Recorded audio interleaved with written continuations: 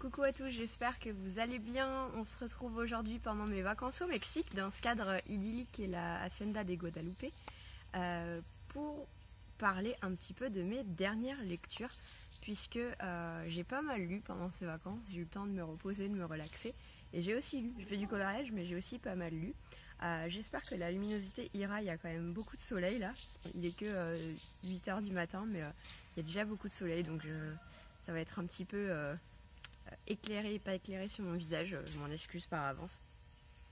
Donc j'ai lu pour le moment 3 livres et je suis en pleine lecture commune. Donc le premier livre que je voulais vous présenter, il s'agit de 10 millions d'étoiles de Robin Rowe, qui est édité chez PKJ. Voilà, il s'agit de cette couverture. Je me suis mise à lire en liseuse, donc voilà, comme quoi tout arrive. C'est quand même hyper pratique pour les vacances.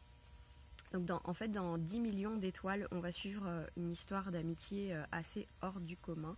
En fait, j'ai pas envie de vous en dire trop parce que j'ai été dans ce roman sans en savoir et honnêtement, ça m'a complètement époustouflée. En fait, on peut dire que 10 millions d'étoiles, c'est clairement mon deuxième coup de cœur de cette année. Oui, on est en mars, mais bon, ça arrive, le deuxième coup de cœur, enfin. 10 millions d'étoiles, c'est un contemporain young adult, donc édité chez PKJ. Alors oui, il y a des bruits de camions, des bruits de chiens. Bon, la vraie, hein. C'est comme ça, on est à la campagne, on est dans la région du Veracruz, donc c'est très boisé, il y a plein de petits oiseaux, c'est absolument magnifique. Donc dans 10 millions d'étoiles, en fait, on va suivre cette amitié entre deux garçons, une amitié très très forte qui s'est construite au fur et à mesure des années. Je veux vraiment pas vous en dire plus, mais on va suivre ces deux garçons qui sont au lycée, voilà, qui sont ensemble contre pas mal d'obstacles. On va voir qu'ils n'ont vraiment pas du tout une vie facile, notamment un des garçons qui vit chez son oncle. J'en dirai pas plus. En tout cas, c'était une très très très belle histoire. L'écriture est vraiment très fluide, très agréable, mais en fait, elle utilise des mots qui sont très forts et qui ont réussi à m'atteindre en plein cœur. Personnellement, j'ai beaucoup aimé son écriture. Et j'ai beaucoup aimé en fait la profondeur des personnages. C'est des personnages qu'on voit pas forcément tous les jours, qui sont loin d'être clichés. C'est juste des personnages, en fait c'est des gens qu'on pourrait croiser tous les jours au lycée, qui vivent, qui galèrent, qui sont face à des obstacles qui sont pas forcément faciles à gérer et qui essaient de le gérer du mieux qu'ils peuvent. Donc comme je disais, j'ai beaucoup aimé le traitement qui est fait des parents, notamment de la mère d'un des garçons, que j'ai trouvé absolument vraiment très réaliste et je l'ai trouvé très touchante. J'ai beaucoup aimé son combat parce qu'elle est assistante sociale. J'ai beaucoup aimé ce qu'elle faisait pour la communauté et pour ces deux garçons.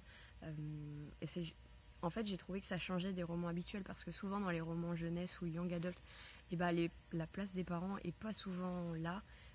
En général, ils font toujours tout seuls. Ils sont pas souvent soutenus par leurs parents. Et du coup, j'ai trouvé que le rôle de la maman était vraiment très bien traité. Donc voilà, j'ai adoré la profondeur des personnages. Franchement, j'ai adoré ce livre. Ça m'a bouleversée, ça m'a fait pleurer. C'était très dur, il y avait pas mal de rebondissements pour ceux qui aiment un petit peu d'action. Je veux pas en fait en dire plus sur l'un des personnages parce que en disant plus, ça va vous spoiler et ça va vous gâcher le plaisir de la découverte. Donc voilà, je m'arrêterai là pour ce livre, mais en tout cas, c'était une très belle découverte. Donc c'est 10 millions d'étoiles de Robin Rowe, édité chez PKJ. Les deux autres livres dont je veux vous parler aujourd'hui, c'est deux petits livres que j'ai lus très vite. J'ai à la fois poursuivi et terminé une saga, puisque j'ai lu Nos âmes rebelles et Nos âmes plurielles de Samantha Bailly, qui sont édités chez Rajo. Donc j'ai profité en fait de la fin de ma lecture du tome 2, donc Les âmes rebelles, pour me lancer directement dans Nos âmes plurielles. En fait, je pense que pour ceux qui ont lu 10 millions d'étoiles, vous comprendrez que j'avais besoin d'une lecture un peu plus légère après. J'étais pas mal bouleversée, j'ai eu du mal à m'en remettre, hein, voilà. Sauf que j'étais dans l'avion, donc j'avais rien d'autre à faire. Donc forcément, je me suis dit, allez, tu vas te remettre dans une lecture, un truc un petit peu doudou, un truc agréable. Et comme c'est toujours le cas avec l'écriture de Samantha Bailly, j'ai juste beaucoup aimé ce deuxième et ce troisième roman, donc qui clôt la saga je sais pas comment elle s'appelle exactement, mais donc le tome 2 c'est Nos âmes rebelles, le tome 3 Nos âmes plurielles. En fait, dans ces ouvrages, on va suivre Sonia et Lou. Donc en fait, Sonia deux, elles sont lycéennes. Sonia, elle est fan d'écriture, elle veut devenir écrivain. Et donc elle est à la recherche de la meilleure orientation pour elle pour devenir écrivain. Elle écrit déjà son roman. Et à côté de ça, on a Lou qui est passionnée de dessin, qui adore dessiner, qui fait des choses incroyables. Et en fait, toutes les deux, elles se sont rencontrées sur un forum internet. Et elles ont décidé de créer leur BD, de créer un blog donc qui s'appelle Trame Jumelle. Donc il y en a une qui écrit, l'autre qui fait les dessins, qui commence à avoir son petit succès. Et donc dans le tome 2, on va les retrouver en dernière année de lycée. Il faut qu'elles choisissent leur orientation, qu'elles se décident pour leur avenir. Et puis dans le tome 3, on va les retrouver à Paris. Et je vous en dirai pas plus. J'ai beaucoup aimé ce tome 2 et ce tome 3. Encore une fois, je trouve que Samantha Bailly a le don pour décrire les émotions adolescentes et pour rendre des personnages absolument fascinants. C'est des jeunes filles, encore une fois, qu'on pourrait trouver un petit peu partout dans les lycées. C'est des jeunes filles classiques qui sont pas forcément les plus populaires, qui sont normales mais qui ont une passion. Et il y en a plein des adolescentes comme ça, des adolescents. Sauf qu'on n'en parle pas forcément souvent. Et là, elles sont mises en lumière et on suit avec elles leur combat parfois contre leurs parents qui ne sont pas forcément d'accord avec l'orientation ou le métier qu'elles ont choisi. C'est toujours déboucher. Je pense que ça a été pareil pour toutes nos générations. J'ai vraiment beaucoup aimé les suivre. J'aurais beaucoup aimé avoir découvert ce roman lorsque j'étais au lycée. Je pense que ça m'aurait... des bêtes bizarres. Je pense que ça m'aurait pas mal aidé pour construire mon projet et ça m'aurait pas mal aussi poussé dans mon inspiration. Je vais pas m'étendre sur ce que personnellement j'ai fait, le travail que j'effectue actuellement, mais voilà, quand on a des passions comme par exemple tous les gens qui sont sur YouTube, hein, on a des passions. Personnellement, c'est la lecture, j'ai d'autres passions évidemment, mais je trouve que c'est ce genre d'ouvrage en fait qui nourrit cette passion et qui vous aide à vouloir aller de l'avant, à construire pas à pas des projets. Et c'est ça qui m'a beaucoup plu. J'aime beaucoup l'écriture de Samantha Bailly qui est très fluide, qui est très agréable. Il y a beaucoup de dialogues, mais encore une fois, c'est jamais des dialogues surjoués. C'est des dialogues entre deux adolescentes qui pourraient arriver tous les jours. J'ai aussi beaucoup aimé le personnage de Mathieu qui est le meilleur ami de Sonia, qui a fait son coming out dans le tome 1, voilà, spoil, désolée, et qui est vraiment très touchant, que j'ai beaucoup aimé suivre dans le tome 2, dans le tome 3. Voilà, j'ai beaucoup aimé cette petite saga. Voilà, c'est pas une saga coup de cœur, mais c'est une saga très agréable, qui fait du bien, qui donne du baume au cœur. Et j'aimerais beaucoup que les jeunes filles et jeunes garçons au collège, au lycée, puissent lire ce genre de saga, puisque vraiment ça nourrit des espoirs, ça nourrit des passions. Et c'est ça qui est beau avec la lecture. Donc j'aime beaucoup cette saga. Voilà. Je voulais ensuite vous parler de la lecture commune en cours, puisque je lis avec Anso du groupe de lecture commune, Belgravia de Julian Fellowes. Donc je suis en train de lire Belgravia de Julian Fellowes. Il faut savoir que ça fait partie des reliques de ma palle. C'est un livre qui m'a été offert par une de mes meilleures amies, Aurélie. Je te fais un coucou si jamais tu me regardes. Et je sais pas pourquoi il me faisait peur en fait. Je savais que j'allais aimer l'histoire, mais j'avais peur de l'écriture. Je sais pas pourquoi. Parce que comme c'est un roman historique qui se situe dans les années 1800, je sais pas, forcément je me suis dit que l'écriture allait peut-être être un petit peu pompeuse, un petit peu complexe. Alors j'ai rien contre l'écriture complexe, hein, je lis aussi du Zola, mais j'avais pas envie de lire quelque chose de complexe. Et pendant longtemps, j'ai pas eu envie de lire ce genre de choses. Et avec Anso, on s'est dit, bah, allez, viens, on le lit. Et franchement, je suis pas du tout déçue. Là, j'en suis à peu près à 50% du roman.